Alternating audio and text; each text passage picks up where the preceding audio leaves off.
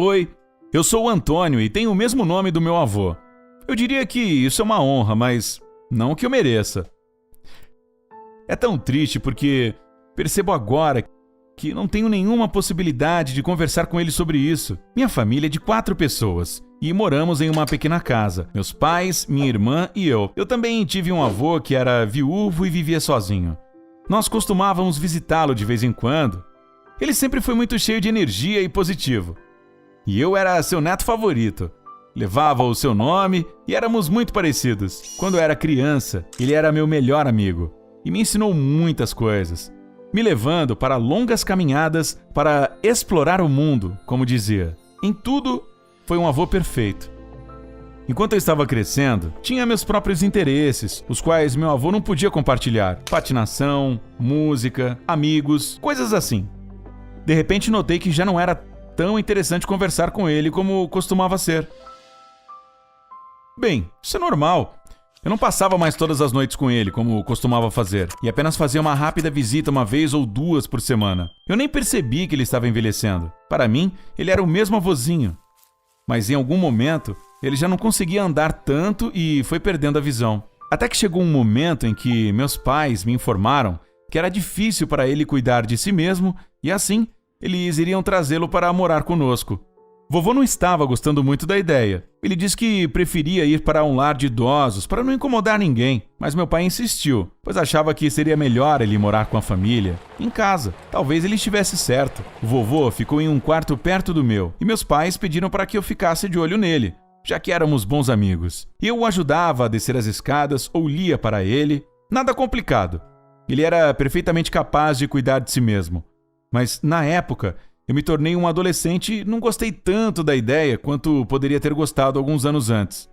Ele permanecia em silêncio no seu quarto quase todo o tempo e não incomodava ninguém. Às vezes me perguntava algo e tentava falar comigo, mas eu estava em pleno fluxo de minha frieza adolescente, então isso começou a me irritar muito. Veja, ele estava sempre tentando fazer alguma coisa. Lembro que ele pegou meu smartphone, que estava estragado, enquanto eu estava fora, e tentou consertá-lo, obviamente sem sucesso. Ele o estragou ainda mais, de modo que não teve mais conserto. Ele se desculpou muito, justificando que não enxergava bem. Durante o dia, ele tentava começar uma conversa.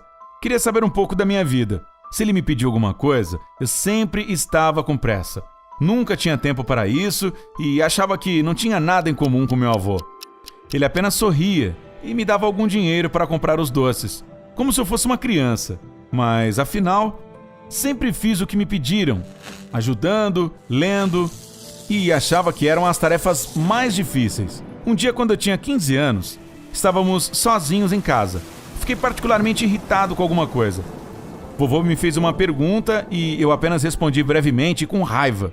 Ele disse: "Ok, eu não vou incomodar você. Vou para o meu quarto ouvir um pouco de rádio, mas estarei sempre lá se você quiser conversar." Ele saiu para o corredor. E de repente ouvi o som de um corpo caindo.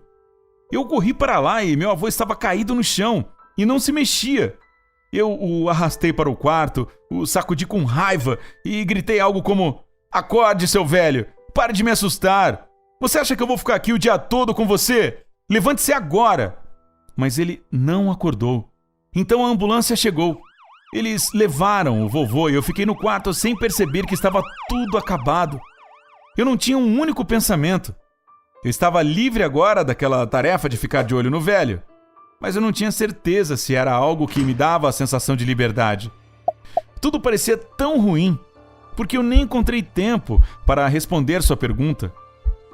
Eu fiquei chocado naquele dia e, nos próximos, percepções amargas vieram.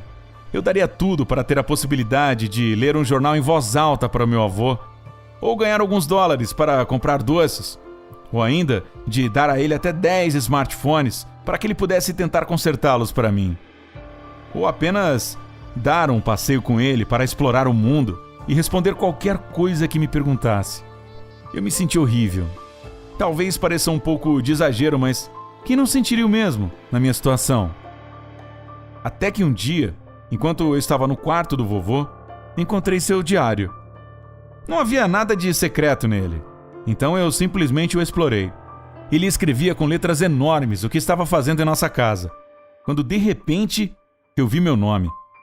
O vovô estava escrevendo o quanto eu era parecido com ele quando adolescente, e que eu tinha algumas atitudes peculiares da adolescência, mas era visível que eu estava crescendo como uma boa pessoa.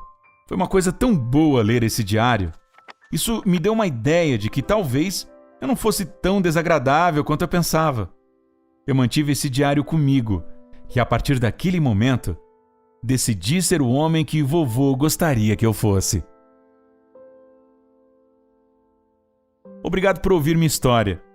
Espero que mais pessoas ouçam e talvez isso faça alguém prestar mais atenção em seus entes queridos, antes que seja tarde demais.